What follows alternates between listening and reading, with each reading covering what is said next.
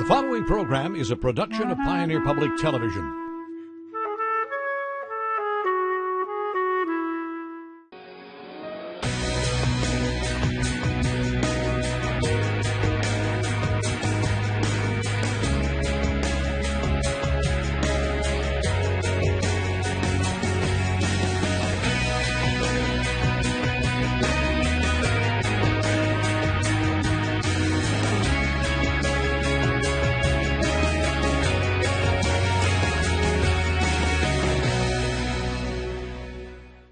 This program on Pioneer Public Television is funded by the Minnesota Arts and Cultural Heritage Fund, with money from the vote of the people of Minnesota on November 4, 2008.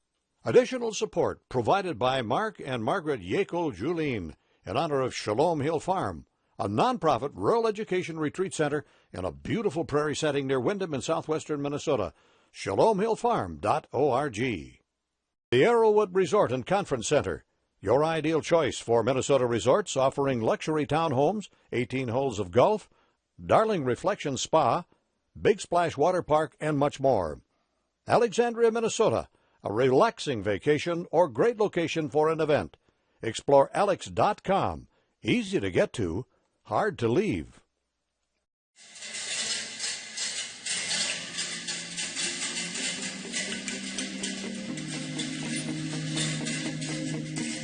When people look at my work, there are certain things they cue in on, and certain people cue in on different things. Everybody's staring at my sculptures. I'm staring at the people because I like to see what's going on in their head, and they reveal a lot more of how they think and what they're looking at by their reactions and how they talk with other people about it.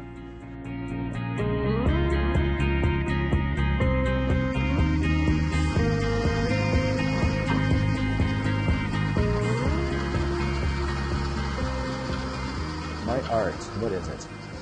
I look at it as kind of a window into the Industrial Revolution. They're kind of technical studies for these things that you really don't get to go out and see anymore.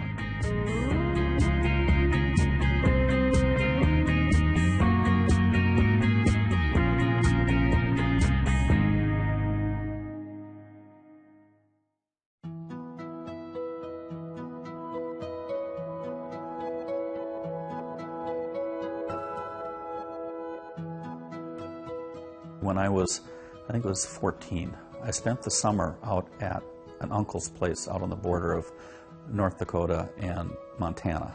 A small farm he had, and we were miles and miles away from anything. And I really appreciated that when people needed something, they would just make it. Looking at my sculptures now, a lot of that refers back to then. I've got these rusty metal panels.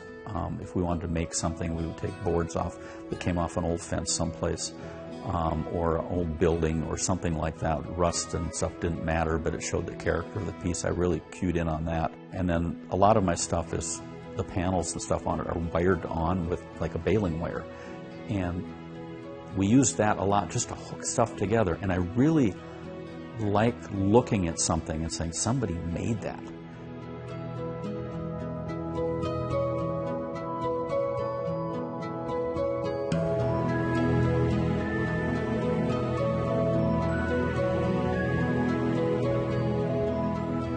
I'm a full-time kinetic sculptor. I've been doing it for 18 years now, I think.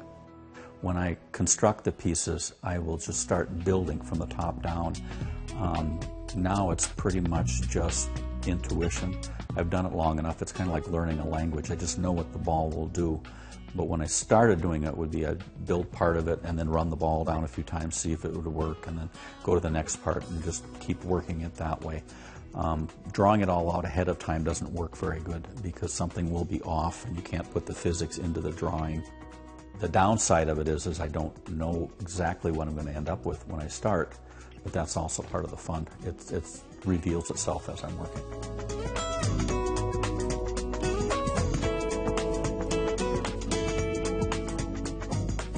A little over 2 years ago, my son joined me in the studio, and it's been a lot of fun to have him here.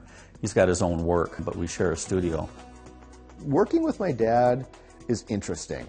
You know, if you would have told me I would be doing this as a kid, I would have told you you were crazy. It took me years until I was in probably high school to realize that this isn't a normal life. And that's when I started realizing how really cool and fortunate I was. This lifestyle actually has a lot of positives to it. As a dad, I was at home all the time and working with my son, and he's going to be a dad soon, and I think it'll probably be the same for him. We have this dynamic that I don't think a lot of other people or artists even get to have. We even have this kind of almost like a game, whereas you get that spark of imagination, that initial idea, that light bulb over your head, and you're just like, come here. All right, and you explain it all, and you set up with like bits to stand in for other bits and to convey your idea, and you're just like, cool or lame? Because there's such a fine line between something that's really going to be cool and captivating and something that's kind of hokey and lame. And you always kind of tend to be right on that edge. And it's just, he thinks like I do, I think like he does. It's something that I honestly don't think we could have the dynamic with anybody else.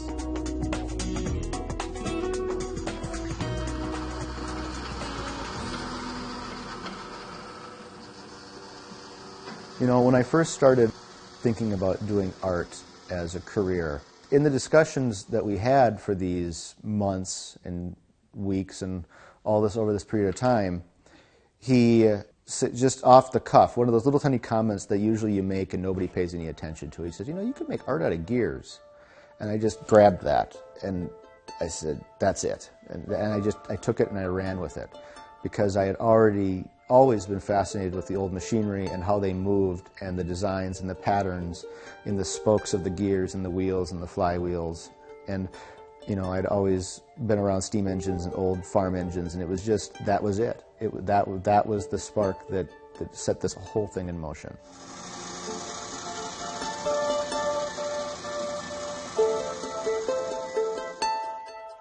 I really don't know why history is specifically important to me, but it is something I'm very passionate about. I've always, as a kid, I always loved antique stores. I always loved history museums. I always loved art museums. And it was an appreciation for what came before us, and that everything is built on top of something else. Our cell phones couldn't have happened without the transistor radio, and that couldn't have happened without the machines that made the early transistor radios. And those weren't electronic. Before there were motors, it was all belt-driven and water-driven and steam-driven. It's just how everything builds on top of it, and we tend to forget where things come from. And with my degree in archaeology, it's really interesting to know you can gain massive amounts of information from little bits. And by compiling those little bits, you can gain more. And that's kind of some of the approach I take to my sculptures. The patterns that you see in the gears and the spokes, they're all based off of original designs from the Industrial Revolution. I have odd-shaped gears that I use that are square and spirals. And, these patterns, people think that I come up with them, but these designs were conceived from, before the Civil War to just do a specific function, to speed up and slow down, and things that we would program a machine or a computer to do now. I know why spokes are shaped the way they are, and it's not just always ornamental. There's so much history to make something that you can take it for granted. History is just something that we all share.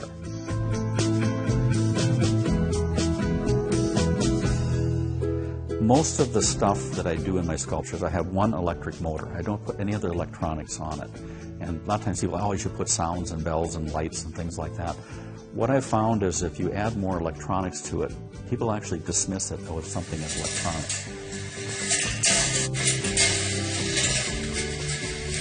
There's more engineering in a $3 calculator than there is in one of my sculptures.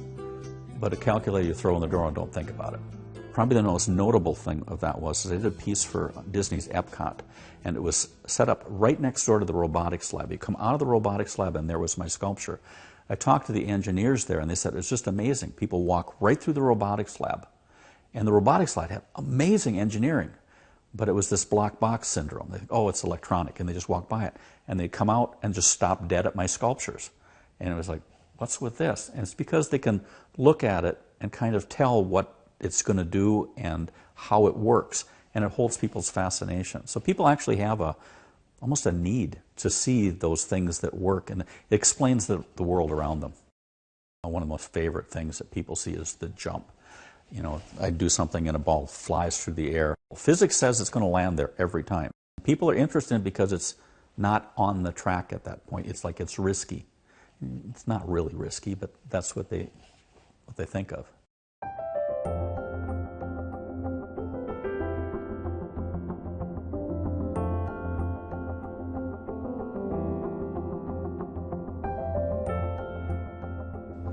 One of the best things I love is that I'll go to an arts festival and you'll see a couple there, and it's, you know, a man and a woman, and the woman is there looking at everything, you know, all the art, the paintings, the sculptures, and you get this husband who's wearing his sunglasses, and you can tell by his body language he just doesn't want to be there.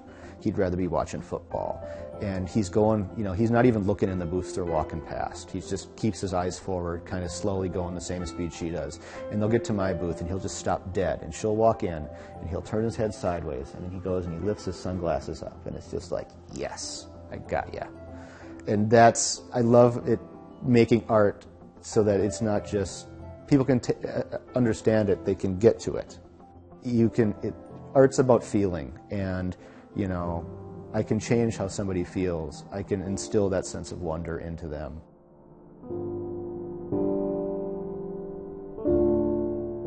My father's in an interesting place in his career where he's been slowly building on what he's done before, and has slowly evolved over time into a point where he's very comfortable and he feels it's his mature body of work. I don't know. I'm still trying to figure out what direction I want. There are things I like, things I don't like, things I've thought of that I don't know how to convey yet, and things I want to try. You know, when I first started, you know, just getting a gear to spin smoothly and evenly without a horrible wobble was a huge feat. And now that I've able to, you know, perfect that and able to reproduce that steadily, you know, I can start working on other things. I'm not sure where I exactly see my art going. I'd like to do some larger scale stuff. My equipment can do up to a 4-foot gear in one piece. I would love to see a science museum or something where I could just do an entire wall where I can talk about the history and of the patterns and where things came from. I would love to see it to be more accessible in things like museums and airports and malls. But I also do like making the small stuff that's for houses and residents and offices and waiting rooms. My goal is to be a professional artist, to do this as a career, to you know, provide for my family and to enjoy the journey. I mean, that's the interesting thing about art, is it's not like a corporate job or a retail job where you can continually climb the ladder because you know what the ladder is. Well, with art, you don't know what the ladder is and you don't necessarily know where you're going. But it's about the journey. It's like getting off the interstate and just seeing where the road takes you, and it's part of the fun. I am having the time of my life. I feel like I am the luckiest person alive. I do what I do. I basically play for a living, and people are clamoring to buy it, to pay me to play. It's amazing. Getting into doing this, I didn't really know where I was going or even why I was doing it. As I've worked over the years, I've kind of discovered a lot of stuff about myself, the way I think and the way I act, and it all fits into that whole system thing. Yeah, I'm just really lucky.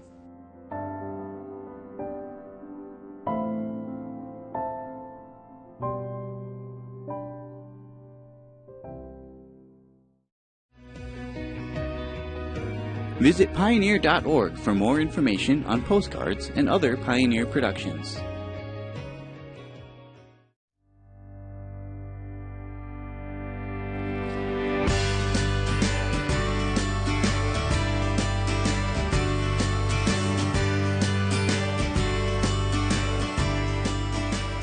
It's been a dream of mine to own my own restaurant for the longest time, for as long as I can remember. So River City Eatery, about 4 years ago, we bought this building. It was completely empty, and we started from scratch and just kind of peeled away the layers and let the building speak to me and kind of develop what you see now. It was a long process, about 6 months of construction with my family and friends helping me, and obviously an electrician and a plumber. So it's kind of a collaboration of all of the things that I love from different places that I've encountered myself.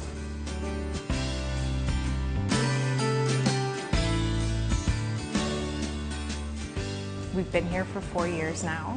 My business plan was kind of to bring familiar foods but with a twist and kind of modernize them and give them relevance again. And the fun thing about Minnesota is we eat so differently in the summer than we do in the winter. So it's kind of fun to play around with the different kinds of foods that are available during the summer for farmers markets and local things like that. And then also in the winter playing with the classic Minnesota comfort foods, especially being from a farming community, of hot dishes and casseroles and those kind of one-dish wonders, making them new again and exciting for, for many generations to enjoy. So.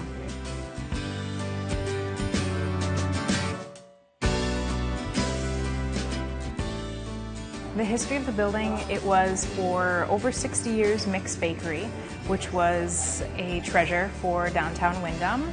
It was a father and son that did it for many years. So he retired in early 2000s. They tried to reopen it again as a bakery 2 times and it did not succeed. So I am very happy that I'm in a building with such wonderful history for Windham, and I would like to continue that. That history for Windham. And it's kind of fun because I also, when I was in high school, I'm born and raised from Windham, Minnesota, and in high school I worked for Mick's Bakery, so I've ironically mopped this floor, which I kept. This is the original Mick's Bakery floor a lot of times. So it's kind of fun to have it come around full circle again. So.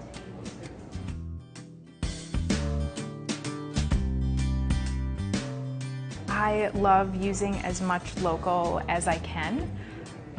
Sometimes the market doesn't necessarily let me do that as much as I would like. I'm extremely passionate about using local products.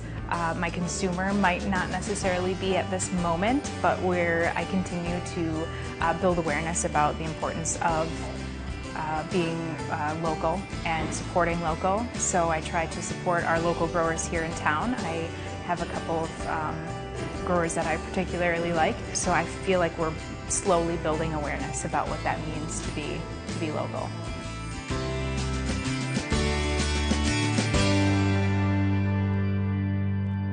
River City Eatery is the 3rd place, and the 3rd place being a reference to people gather at work, they gather at home, but the 3rd place is a local community gathering place where people feel welcomed and feel comfortable, and I'm hoping that when people walk through the door at River City Eatery, they feel like this is a piece of Windham, that they feel like it's home, and they know what we have to offer as a small rural community, because I think we have a lot of wonderful things to offer as a small rural community that might often get missed. So I'm hoping River City Eatery is that 3rd place, and that place where travelers, visitors, residents can come and feel welcome and gather with others, meet other people, and just enjoy good food while they do it. The downtown of any city is really the heart and soul, and downtown Windham especially is so unique because we have a square, and so many downtowns are main streets, and we have 4 main streets. And I think it should be something that is celebrated as not only just a beautiful place to be, but a gathering place and a park, and just bringing the community together and having a space that the community can gather as well to just meet each other and remind us of why we live here.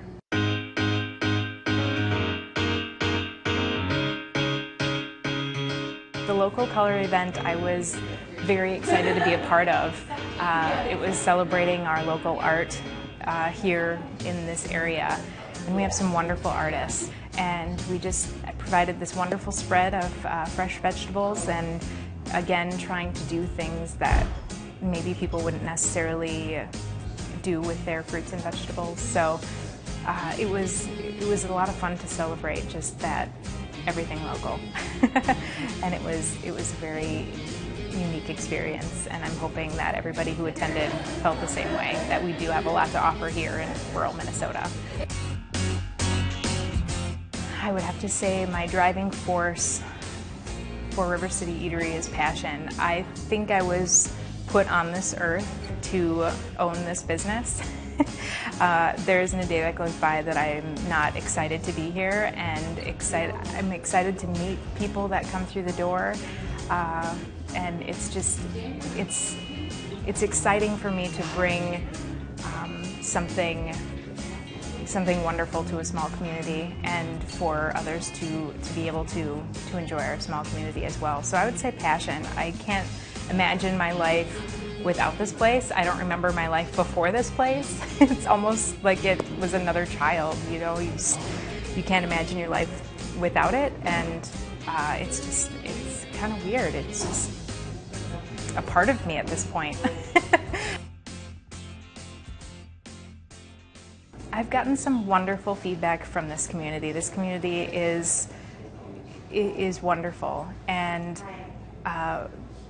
the feedback that I love the most is when people take a look at our menu and see something that they might not ever try, and then they are so excited after they do try it. And I always try to encourage people to try it before they make their mind up to not have something on the sandwich, or to take something off or add something, because all of those ingredients are put there for a reason.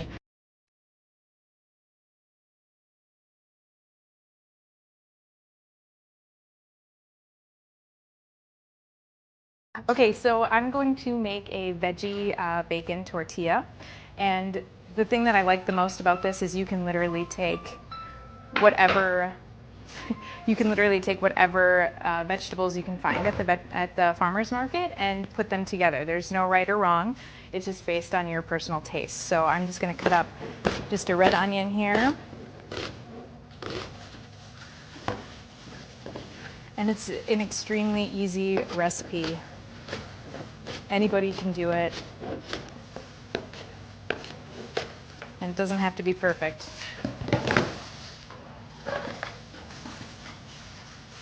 I'm also going to cut up a zucchini.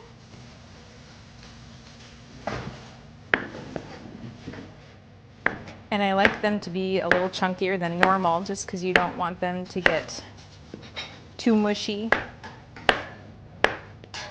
after they're cooked.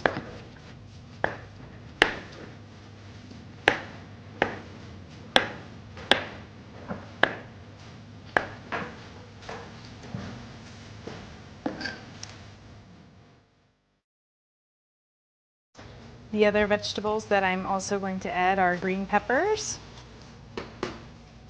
red peppers, add the rest of that red onion, and the squash. You can also add sweet corn. I love sweet corn. It's especially good when it's sweet corn season. And then if you like beans, I also like to add black beans.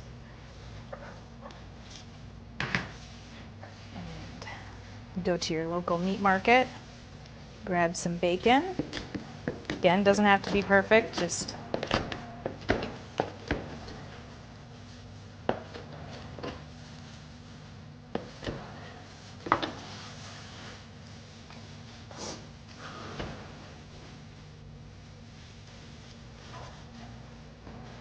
and when you've got fresh vegetables, especially from the farmer's market, you're gonna just let those flavors take over. So I'm just gonna add a little bit of olive oil, and this is an awesome olive oil infused with dill.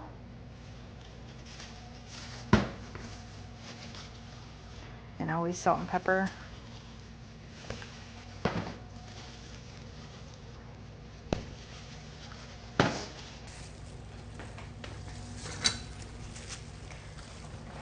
And just stir it up.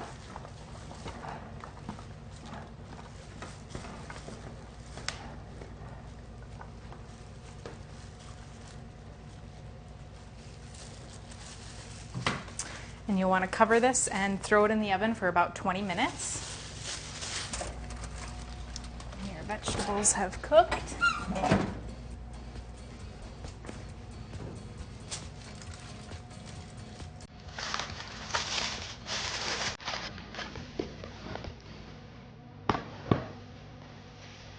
Take 2 tortillas.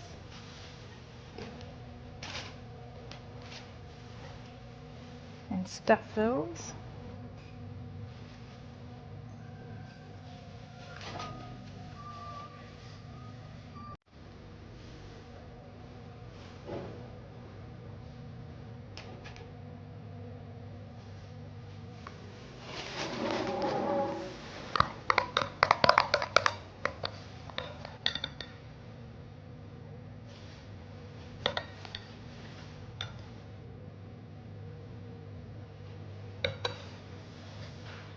I always like to leave them open a little bit so you can see the nice vegetables.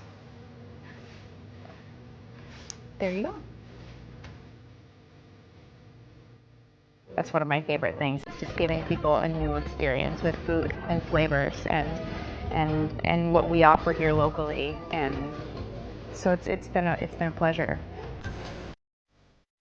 I guess the message that I would like River City Eatery to give is that there's so much possibility in rural Minnesota, and I think sometimes we're forgotten. We're the forgotten section of the state, and we have wonderful things here. We have so many things to do, so many wonderful artists. We have culture, and it's awesome to be a part of that culture and to be in a community that's so accepting of it. And it's been a lot of fun, and I can't wait to see where everything goes in the future. We just keep growing inch by inch, and it's been a wonderful experience. So that would be about it.